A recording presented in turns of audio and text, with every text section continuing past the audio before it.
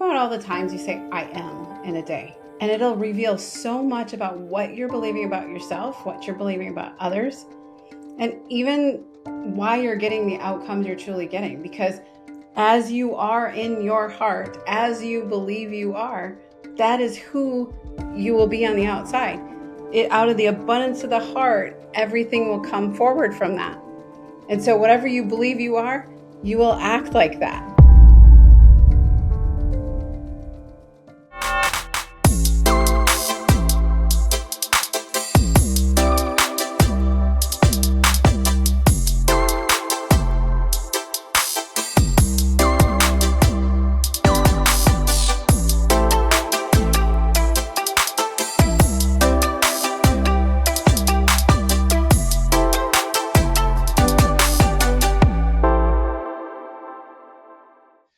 A lot of people say that they want a different life. They want more money, they want more peace, more confidence, more joy, more success, more freedom. And here's the truth. That stops people from getting what they actually want. Here's what actually does it. Most people are trying to create a new life while emotionally living an old one. Yes, you heard me, my friends, emotionally living an old one. They are living to build wealth with broke beliefs. They are trying to build peace uh, while living in chaos. They're trying to move forward while rehearsing the same old story that in their mind every single day. That is why they are actually stuck. Not because they are not smart enough, not because they are not gifted enough, not because they are not capable enough, but because they keep returning to the same emotional home and the same inner story. And those two things keep them broke, keep them blocked, and keep them blinded from wealth and freedom. That is what we are actually unpacking today with Rebecca Misek, because until the inner world shifts, the outer world keeps repeating itself. And today's podcast is about why most people stay stuck, the emotional home and the inner story that keep you broke, keep you blocked and blinded from your wealth and your freedom. You see, most people do not stay stuck because they lack potential. They stay stuck because they keep returning to the same emotional home and repeating the same inner story that shapes their identity, decisions, and results. So if you keep feeling the same, you keep telling yourself the same story and seeing yourself the same way, you will keep creating the same life. The emotional home and inner story that you live in and that can keep you literally broke, blocked, and blinded from wealth and freedom. But when you shift your emotional state, rewrite your own inner story, and change your identity, you can create wealth, peace, power, and freedom. So today I am excited to welcome Rebecca Misek here. Rebecca is here to help us unpack one of the deepest parts of transformation, not just what people do, but what they keep doing, what they do, because behind every pattern is a belief. Behind every belief is a story. Behind every story is an identity. And behind that identity is often an emotional home people keep returning without even realizing it. So today, we're going to talk about emotional home, inner story, limiting beliefs, people states, and why so many people stay stuck in patterns that keep them from wealth and freedom. Rebecca, welcome. How are you doing today? Doing magnificent. How are you? Yeah, we are excited to have you here. Um, Rebecca, when you hear the phrase the emotional home and inner story that keep people broke, keep people blocked and blinded from their wealth, their freedom, their peace, their power, everything that they actually could want, what do you want people to understand first? Yeah, I've been talking to several of my clients about this because they've come in stuck, and I really consider it if that temperature gauge that it's your lower self. It's that internal dialogue, that thing that wants to keep you exactly as you are now, because we are creatures who love certainty. And so we try to change and we try to go higher, and then our subconscious is like, no, no, no, no, go back here, go back here. And then sometimes, even if we go lower, it's just trying to keep you at the same temperature at all times. And so that's what that stuck feels like, is every time I step out or every time I take a step back, it's going to bring me right to the same temperature, just like your HVAC system at your house, right? Like, it's, if you set it to 72, it's going to stay at 72 no matter what. So it's going to run really hard to keep you at the right temperature. That's what our subconscious is constantly doing with us. And so if we don't train that, if we don't work on that, I know Tony Robbins says it this way: the chokehold on any business, and I think about it like this: any business, any vision, anything you're wanting to build, that chokehold is the skills and mindset of the leader or the owner. And 90% of that is the mindset. And for me, it's barely the skills anymore. It really isn't. There's always something, even in my own story. There's just something always running behind the scenes. It's that code that keeps playing no matter what. It reminds me of the old school computers where you had those pop-ups that no matter what you did, you'd exit out and it'd pop back up and it'd pop back up. And that's really what it reminds me of, is we keep having these old patterns, these old codes that keep coming up to hold us back. That's what made me think of when you mentioned some of that. Yeah, I like that that analogy you gave about the thermostat, right? You're right. I think there's two types of people that live in this world. There's people who deliberately live as a thermostat. They actually know their temperature, right? They know it, and they control it, right? They control the how hot they want it to get, how cold they control it. They live life deliberately. And then the second set of persons is somebody who lives more like a thermometer, right? And they're going through life, and they're basically reading the temperature, and they're letting external things dictate what their temperature is, because they have an internal temperature that they've actually set, which is their the story that continuously run, right?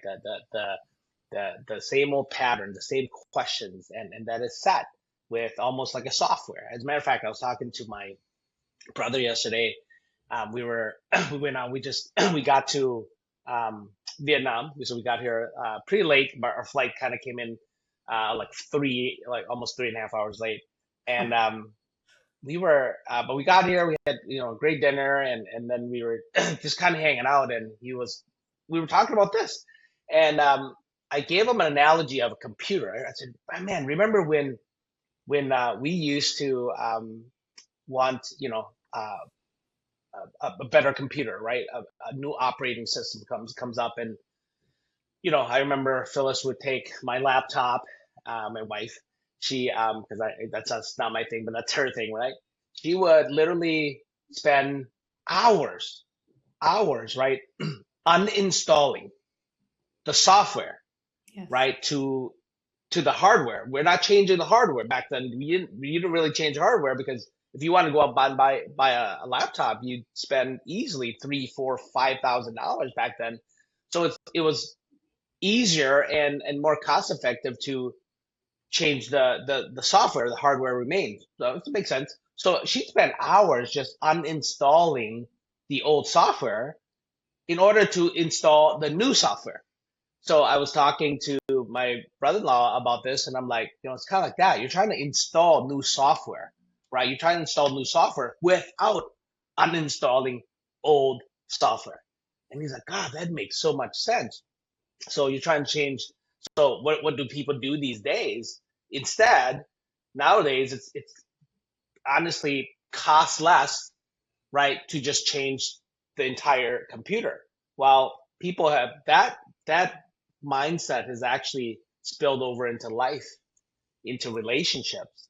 People now are like, man, it's costing me way less headaches, less emotions, and all that stuff, less dealing with this. I'll just change my partner, right? Change the hardware, and here you go. The same software remains. He's like, oh my God, that makes so much sense. I was like, yeah. So that's kind of, that's really why this really matters, why we're talking about this. Because I love this conversation, and because it gets underneath behavior, right? Because a lot of people are trying to change actions without changing identity. They're trying to fix outside without healing the inside. They are trying to create new outcomes while emotionally living an old patterns.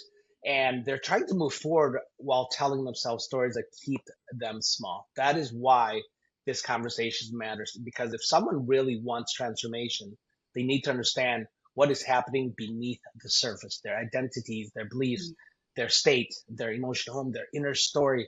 That's why that's really where the real work begins. So, Rebecca, when it comes to identity shift, such as it's such a critical part of creating real change in someone's life. Um, why do people continuously go back? And how do you discover? Like, why do people go back to their emotional home, things that feel comfortable for them? And how do they discover what those are? How how do we discover Yeah, what yeah. is? I'm sorry, I didn't Like understand. yeah, people always go back to their emotional home, right? Yeah. There's mad people get mad, angry people get angry, sad people get sad, right? How do you first? I think there's two steps here. How do you start recognizing that wow, I always go back to that? Happy people are always happy. Worried people are always worried. How do they discover that? And then why does that keep happening?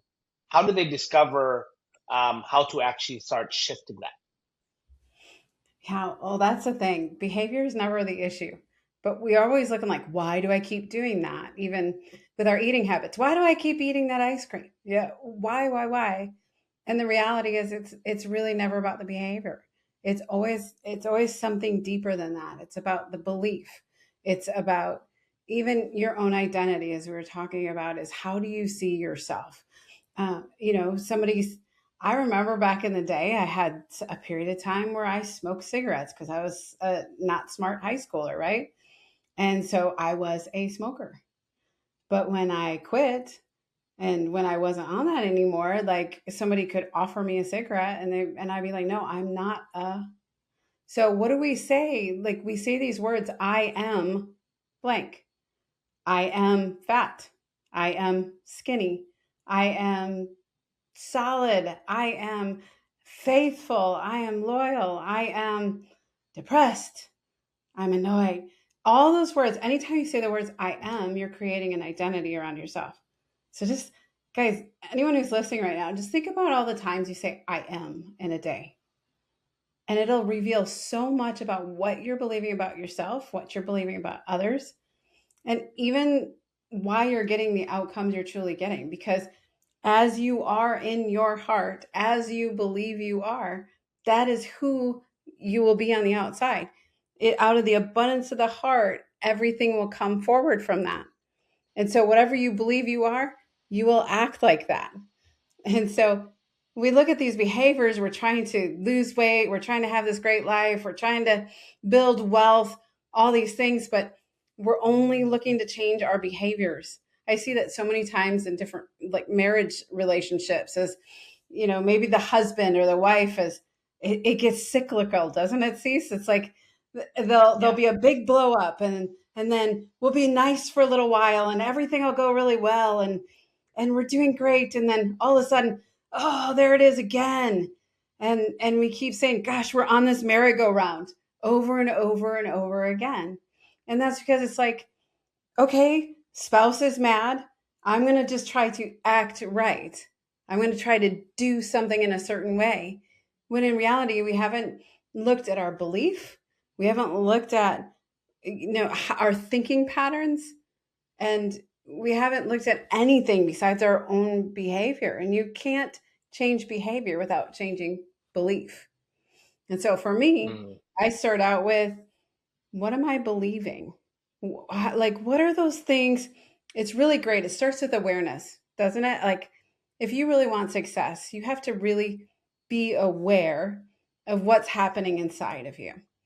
And so that awareness is, I'll have people start a log. I've done it of when I'm in what I would call a stress moment, just a moment of tension, it's to stop and to write down all the little narratives that are coming through the head, like those I am statements, like I'm such a failure. I'm such a And to actually start writing them down and tracking them, it's phenomenal to realize, oh my goodness, that's the inner narrative that's been getting me this whole time. And when you believe that, you'll produce that. Wow. I've heard that before, and I remember a time in my own life that logically, kind of like what you're sharing here, and those of you who are watching this, right? You've heard this before, most likely, or maybe this is your first time. Regardless of what, you get it now. You're like, wow, that makes sense. I just need to change, right? My I am statements, right? Shift my identity. What I really want to talk about though is the resistance to that, because most people do not resist success, whatever success looks like in their life, relationships, business. Not because they do not want it, they resist it because often it requires becoming unfamiliar to the version of themselves that they have actually known for years, and that feels really uncomfortable. So people get attached, I think, Rebecca, to the identity that have really outgrown. They get attached to the pain that feels familiar. They get attached to the stories that explain why they cannot change. That is really the trap, because if your emotional home is in chaos, peace can feel strange. If your emotional home is a struggle, ease can feel unsafe. If your identity is built around not enough, growth can feel threatening. That is why so many people sabotage, I believe, what they actually say that they want. So my question to you is, what are the biggest reasons why people stay emotionally attached to identities and stories that no longer serve them? Well, because in order to grow, you have to step out of your comfort zone. And I would say most people are looking for that certainty. They put it as like the top thing. And what that means is, I'm trying to go away from pain and towards pleasure. I'm trying to feel safe, right? So we stay in that comfort zone and we're just happy there, even though we're totally unhappy. Because if you really got to a place where you truly were dissatisfied, you would get into this moment where I'm willing to go into that fear zone. Because when we're willing to go into that, where we do something a little uncomfortable, where we do something that we might be afraid of, then we have this opportunity to then step right into massive growth. And it's amazing and it's phenomenal. But a lot of us want to keep small. We want to keep our voice little. We want to, play the game just right. And sometimes I notice this with myself. I'm so busy trying to do things right or correctly that I'm not even being myself anymore. And a lot of us are, I mean, not to bring up the hot topic, but a lot of us are even becoming addicted to AI to be a voice for us and speak for us. And it's hilarious to watch because everything out there on Facebook has certain things in it, the M dashes, the quietly, the false binaries, you're not this, you're this, I've done it, right? And we're starting to want to be so comfortable that we don't want to be authentic anymore. So it's like, AI, please brush this up. I've been really looking at that in my own life and business. Is I'm trying to have the AI make it better instead of making it me. And I'm realizing that that's uncomfortable because it feels vulnerable. And with vulnerability, I walked a group through this once where it was interesting. It's like, how do I be vulnerable, raw, and real without getting myself hurt all the time? And the metaphor I really came up with on that is, and we really do need to learn to be uncomfortably ourselves. I really think that's important. And so, what I was talking about is we just simply, we can be real and vulnerable in any area of our life. We just need to know the dress code.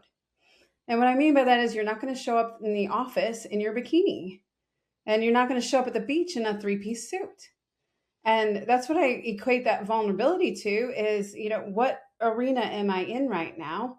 And what level do I want to be exposed? And it helps us to navigate, like to be able to be raw and truly ourselves, no matter what our circumstances are around us, no matter what we're going through. And I think it's like Yeah, we don't want to step into that discomfort, but when we do, there's so much beauty on the other side. I feel like the world is just crying out for the real right now. We're sick of Totally. hearing the robots. It's time to get the real voices back. I don't know Yeah. what you think, Cease, but I really feel passionate about that topic. Yeah, I think AI is a tool, right? AI is a um, tool, not a replacement. And the unfortunate part, I believe that those who are not willing to work on the inner identities and inner stories, they're going to use AI to honestly hide themselves right behind, which ultimately it's humanity themselves. They're going to end up, in the long term, actually hurting themselves even more because they're not stepping into being the person authentically as who they've actually been created to be. So the AI is doing the thing right for them, and they never get better. Financially, they might get better. They might get success. They might get success with it, but because they're doing, and they'll eventually wake up one day realizing they really weren't, aligned with who they were actually created to be. So for sure. um if you're watching this, I want you to type in the comments what emotion, right, are you actually familiar with, that you find yourself going back to. Let's identify that, right? Again, worried people are always worried. Sad people are always sad. Happy people are always happy, right? Angry are always angry. So what's your emotional? Type in the comment section there, because that's a first. Just like what Rebecca said, awareness, right? Awareness. Now that you're aware, you're like, man, that's some old patterns that keep showing up, and there's old software. Now we're going to talk about what needs to shift, right? Because that's where really transformation actually starts, when people realize, I'm not just dealing with circumstance, I'm dealing with conditioning, and once someone can see that, you can begin to change it, right? Because identity is not fixed, right? Beliefs are not permanent, and stories are not destiny, but they do have power until they are all challenged. That is why awareness matters most, right? Because people cannot change what they're unwilling to see. Okay, so Rebecca, how do you help people identify the inner story they are telling themselves that is keeping them stuck?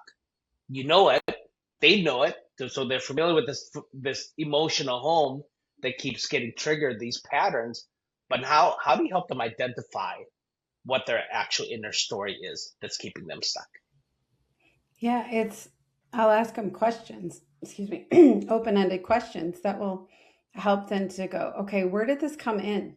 Like, where's the first time that I started to operate in this emotional home? And it's really interesting how people will relate it somewhere in their childhood with something with their parents, typically. They'll name it and they go, oh, because I'll say, where did you learn this? Where did you learn that you need to be this to get what you need? Because reality is, we're all out here trying to meet our own needs. Everything is attached to that. And if you can look at that and say, okay, so what are they focused on? Like, what are what need are they trying to get met? Are they, angry people, for instance? I've had some angry people that honestly they're just shouting because they didn't feel heard and they don't know their own voice. And so we have to look at, okay, so where are you feeling that in your body? A lot of times they'll be like, oh man, it's tight right up in here on my throat, or it's like right in my chest. And it's just, and you can figure out where it's coming from. Cause if it's in your chest, there's something in your heart. And so we have to realize that emotions are indicators. It's just like, when you're sick, you get runny nose, you get cough, you get, headache, fever, all those things. Those are symptoms that are letting you know that your body needs some love and care. And the same way your emotions are symptoms. They're just indicators. They're roadmaps saying, hey, your soul, your heart needs some love and care right now. And so we have to look at, okay, so what am I feeling? First of all, it's like, thank your heart for feeling that thing. Like, really saying, like, thank you for letting me know that this is going on inside of me. Because how would we ever know these narratives if we didn't have any emotion that was attached to them? And then Mm, it's to say, wow, that's really awesome. For me, this is my favorite. Whenever I get triggered, I get super happy because I know that I'm about to be healed with something. And so mm, I can welcome that trigger because that's an emotion that's coming that lets me know that something in my heart, something in my soul needs some attention. And then after mm, that, I have to figure out, okay, what is this emotion? Maybe it's anger. Maybe anger usually means that you have some internal rule that you set that has been crossed, and you're standing up for that internal rule. And then you can realize, okay, so what does this mean? Or maybe you're hurt, you're sad because you're hurt, you feel a loss. Well, what does this mean? Well, you get this great opportunity in the moment. It's really fun. It's not always easy, but it's amazing because it only takes 90 seconds for your emotions to pass through your body. And then you have a choice. A lot of us are victim to our emotions. Like, I feel really depressed right now, so I'm going to lean into that emotion and feel it even more. And I'll just live in that emotion and let it take its fullness. You don't have to do that. And a lot of us are mm, like, I don't have to do that. I don't have to feel that way. I don't have to sit like that my whole existence, my day. I'm like, no, you don't. So guess what? Give it 60 seconds. Take a deep breath. Change the way you're standing.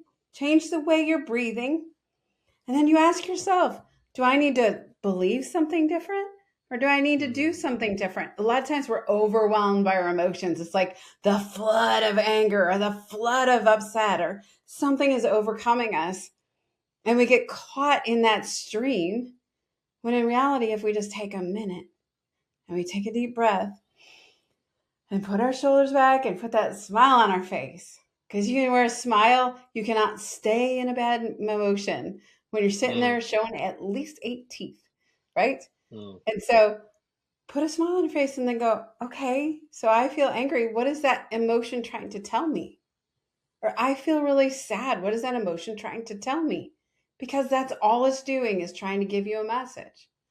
And then mm, you don't have to be in overwhelm anymore because it's as simple as, do I need to think something different or do I need to do something different? Maybe I need to put a boundary in my relationship. And before I ever say that word boundary, I think we have a really misunderstood definition of boundaries because boundaries does not mean this is how I push everybody away from me, right? Like that's mm, my self-protection. That's me getting in my comfort zone. I'm going to put a boundary in so I can feel safe and I can be going away from pain towards pleasure, right?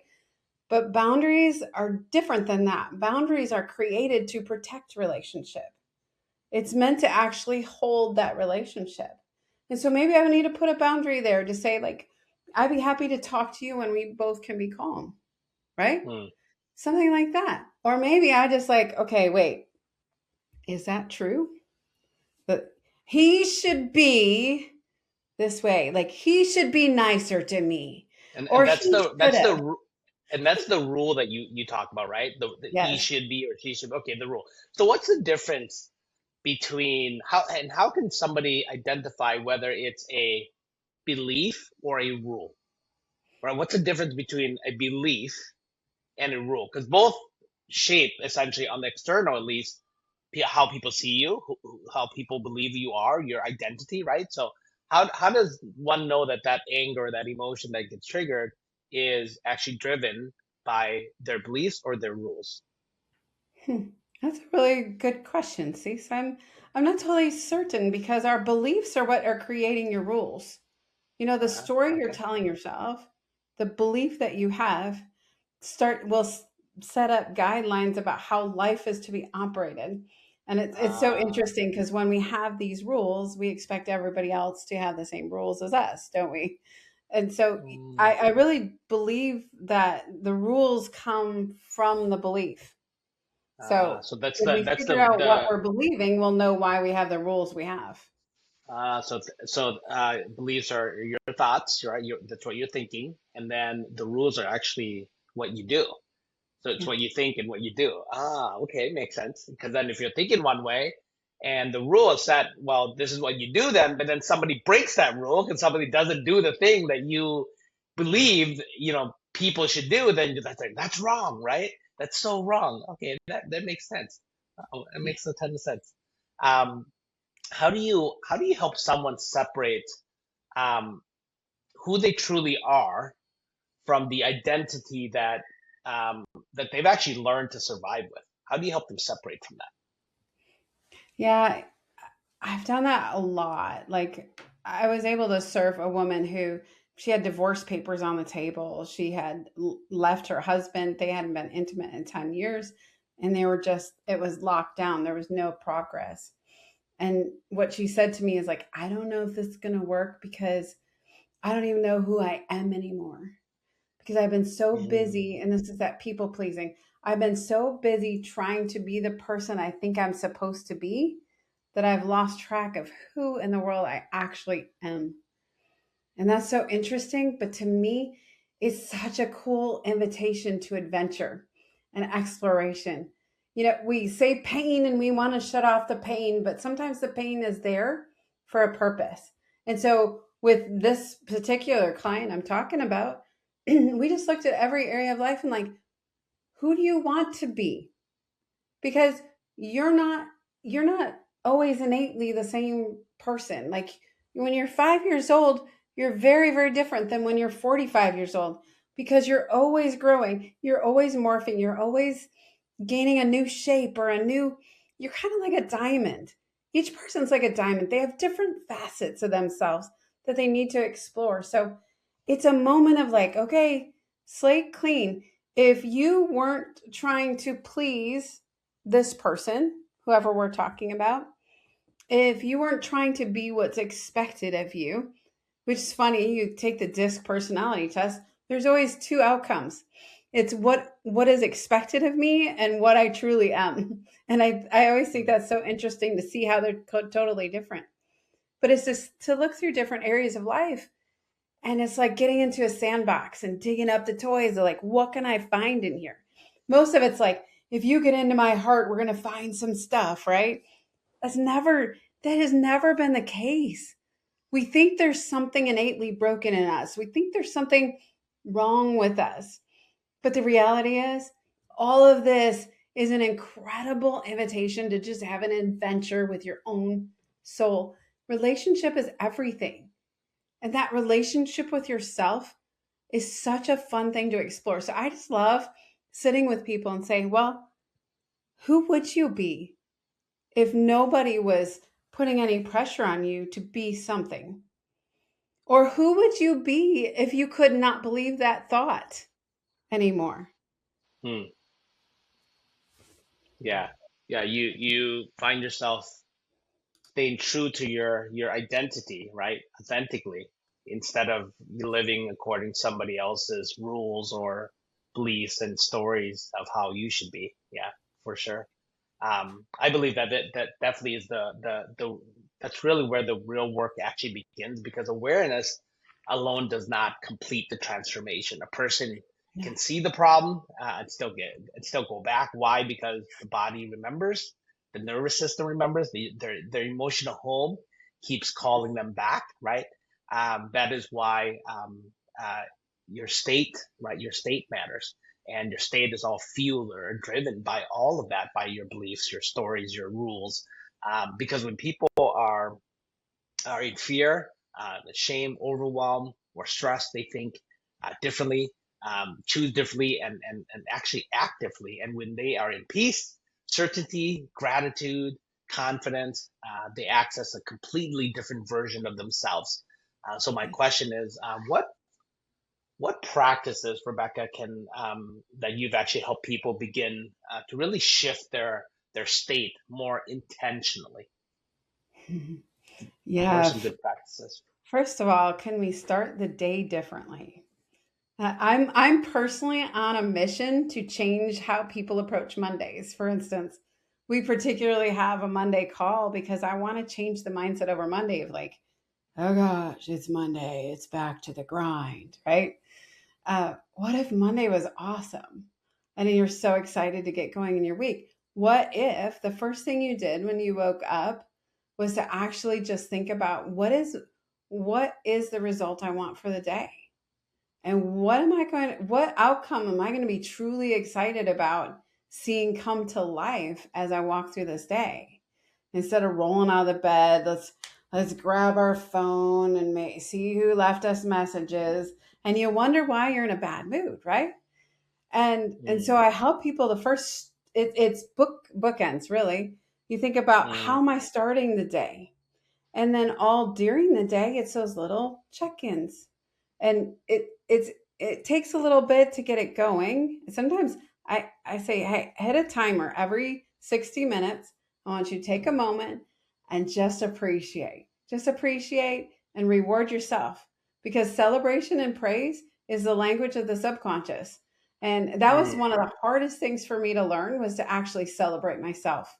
And so I'll get people, like, can you just take a couple of weeks and find every single reason you can to celebrate yourself?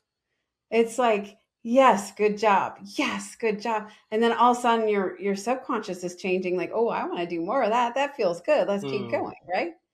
And then we Yeah. want to end the day really well. And so we start creating like routines that we put in that help us have the certainty we need.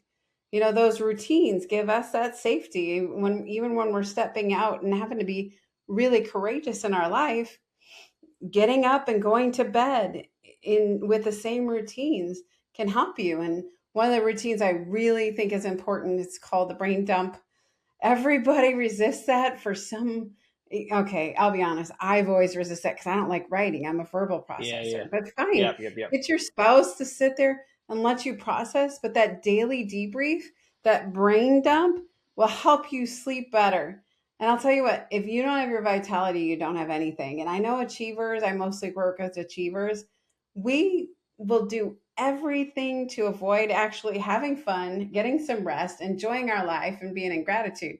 Because we're like, oh, well, work then play. But, work doesn't actually ever end. And so we've got to get these things put into our lives that are musts, non negotiables, things that I must do to be the person I know I want to be.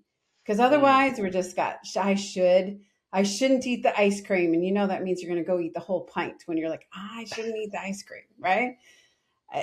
Anytime, I was just having a conversation with my community about that this week. I was like, what are your shoulds and what are your musts? And your musts, you're going to actually follow through and consistently do. It was really eye opening to see, like, mm, oh my goodness, when I have a must, like for me, I must meditate in the morning, have a time of meditation and gratitude in the morning, period. I must. But I also should not look at my cell phone when I first wake up. I'll tell you which one I do and which one I don't do very well. It's the one that I say must. Like, I must do this. I must get movement at least 4 days a week, move my body in some way. I have at least 4 days a week. So most of the time it's 7 days a week. So we have to make it not a, oh, I ought to do this. I have one person that she likes to say, I don't want to. Okay, well, if you keep telling yourself that you don't want to, I guarantee you, you will not succeed. Because, if I point my eyes towards the right when I get up, which way am I going to walk? I'm going to walk towards the right. So if I'm continually pointing my eyes on what I don't want, I guarantee you, you're going to get more of what you don't want. So if you're considered like, you're a wealth builder, you're a crazy wealth builder. It's amazing. But if I'm just focused on getting rid of debt, my mm, eyes are focused on debt, and all I'm going to do is continue to build debt. And that's what people mm. do. I've got to start looking at what I really actually want and forget about the other stuff. Forget Mm, about running away from what you don't want. Figure out what you really want and start running towards that. And all the stuff you don't want is going to fall off. mm. So, those are a few of the things I could do. I mean, there's so many different Yeah. aspects, but we have to customize to the person. But these are things that happen in every person. So safety, right? Feeling safe has a lot to do with this as well, to change, right? Because Yes. um, changing, changing one's life, Rebecca, means that we have to face, right? We have to face what has felt familiar, and that can feel like a loss, right? Loss of Yes. identity, loss of certainty, loss of the story. you have used to explain your life for years, right? Um, and that is why growth can feel so emotional, because sometimes the old story is painful, but it is also predictable, and the new story is powerful, but it also requires faith, and that is what people deal with, right? Um, can you trust who you are becoming more than you who you actually have been? So my question is, how do you help someone build emotional safety, right? Um, Mm. if those things have felt unfamiliar, right? That you do the daily thing, right? You wake up, you're not. Again, I do believe that it's not when you wake up, it's how you wake up. I do agree with you on that. So now you give people tools, but how do you help them build emotional safety when now it feels different, right? It feels unfamiliar. How do you do that? Well, first of all, we tend to think of loss or like change as bad always. And I want just consider this for a moment. Weight loss. You're losing something that doesn't belong on you. And so if we could change our mindset even around the word change and loss, like, oh, I'm going to lose who I used to be. And we're focused on where we don't want to go, right? What you're talking about is you get all caught up and, oh, this feels because I'm different and I'm changing. We equate that for somehow as bad or scary. But really in the body feels fear the same as it does excitement. And so we have to learn to change our story about how we're seeing things. So okay, maybe there's some loss in here. When you grow, sometimes you're going to have some relationships that change. Not because you're ending them or pushing people away, but because sometimes you're expanding in such a way. Mel Robbins talks about this a lot really well in the let them theory. And she talks about adult friendships and how we lose people because we just had to change a season. But if we can just confidently walk into the unknown and be comfortable in the uncomfortable, it's like weight loss. If you're working really hard to lose weight, you're embracing that like, I lost.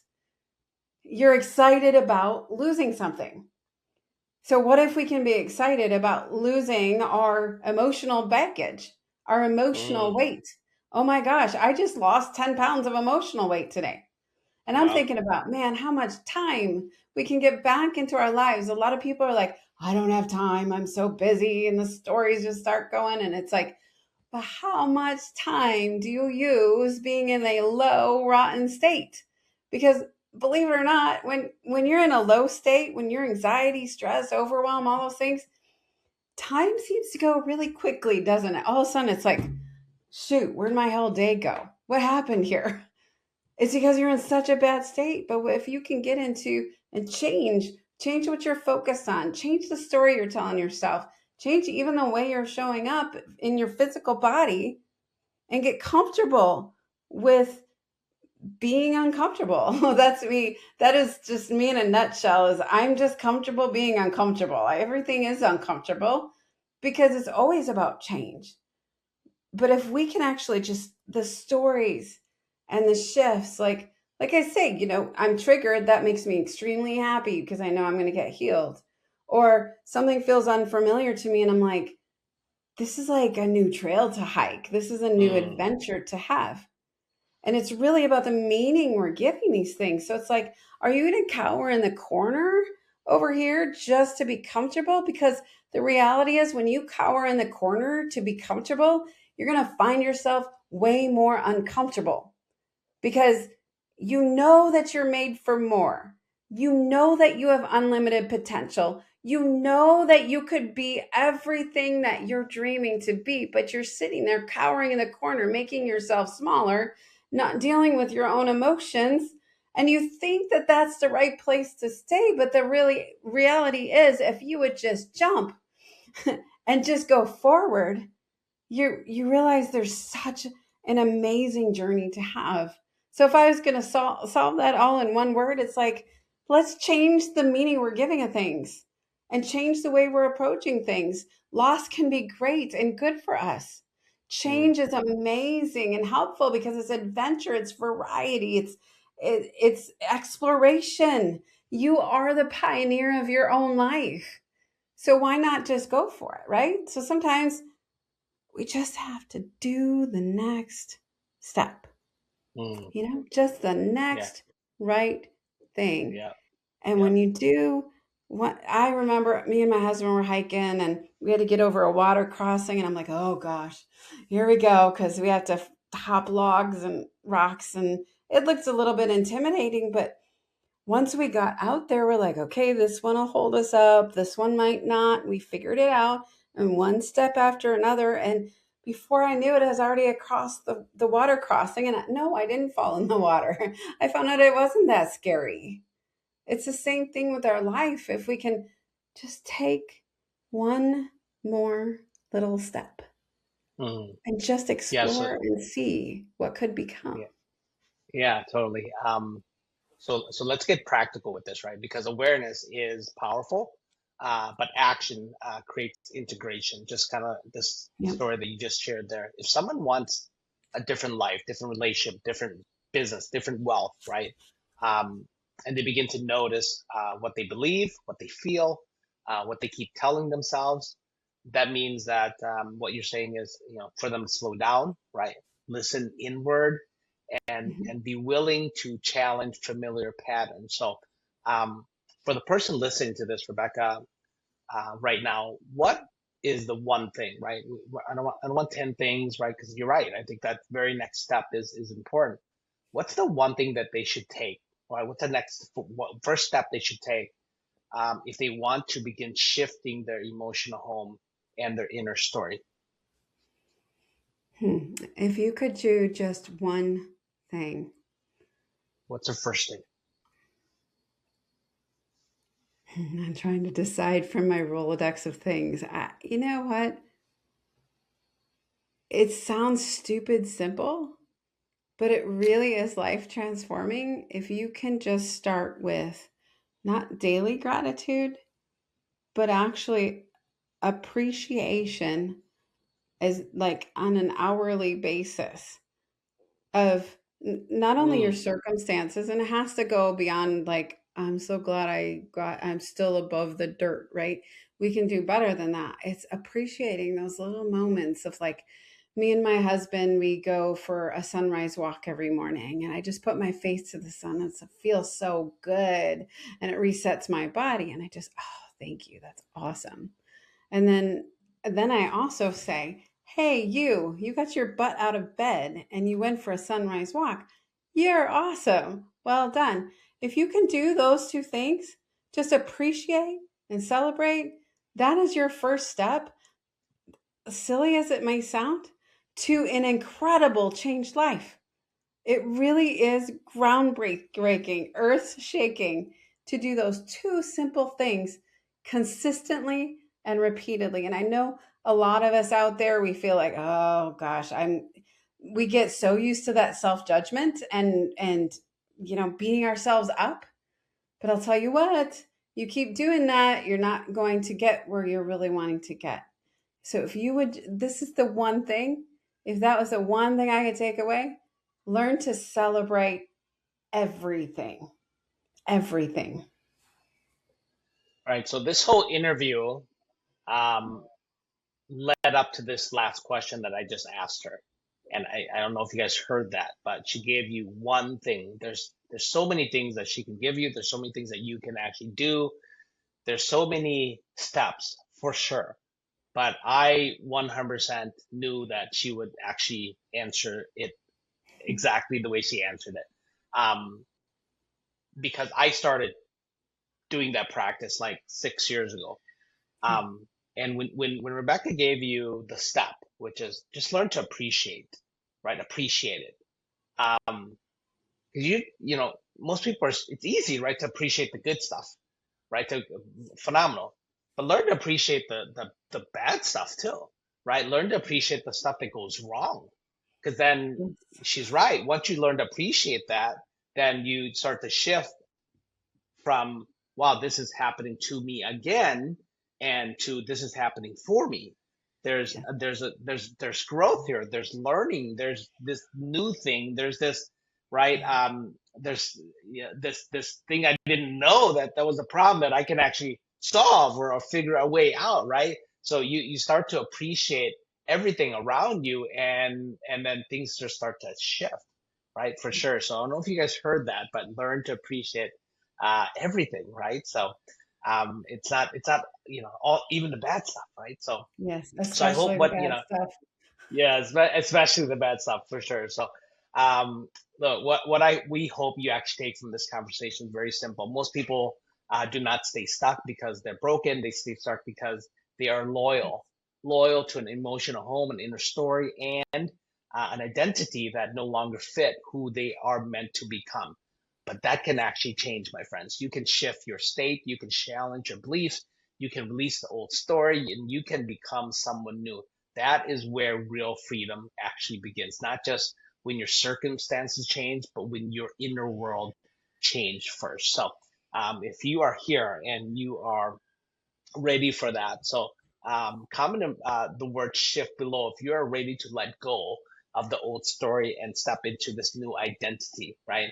And if this conversation spoke to you, for us, what we do, we'd love to invite you to what we call our Dream Life, Dream Business Challenge. The link's actually in the description here below, because that's one of the things that we do exactly during the challenge is to help people design, um, to help you break old patterns, to shift identity, to create new beliefs, to build a business and a life from a place of truth, freedom, and alignment. So if you're ready to stop living from the old story and start designing the life that you were truly meant to live, we invite you to join us. Right? No, again, no pressure. This is just your destiny. So if you want to change that, again, the link is below. Okay, so that is where we help you build, a life that, and a business, right? Most important, a business that can fuel and fund your dream life. A business, what I call that sells, that scales, and that sets you free. So we invite you to join us. So Rebecca, if you could leave our audience with one final truth about emotional home, inner story, and the patterns that keep people stuck, what would it be? What's the one truth? Hmm. Just be willing, be open, and just allow the process to take place without fighting it all the time. I think I would leave it there, truly. And as far as the Dream Life Challenge, guys, he's not pressuring you, I'm pressuring. Do it. You must do it. It is amazing. It has great content. You do not want to miss out on such an amazing opportunity. Yeah, thank you for that. Rebecca, for those who want to learn more from you, want to connect with you, book a call, or find out, about anything you have coming up, where can they go? Where would you like them to go, Yeah, so or you what would you can like them to email do? me at rebecca@getarrowsedge.com or go to our website at getarrowsedge.com. We would love to get to know you. Just send us a message and we will return it immediately because we believe relationship is everything. So it is our top priority to connect with you. So I'd love to hear from you and we will hook you up.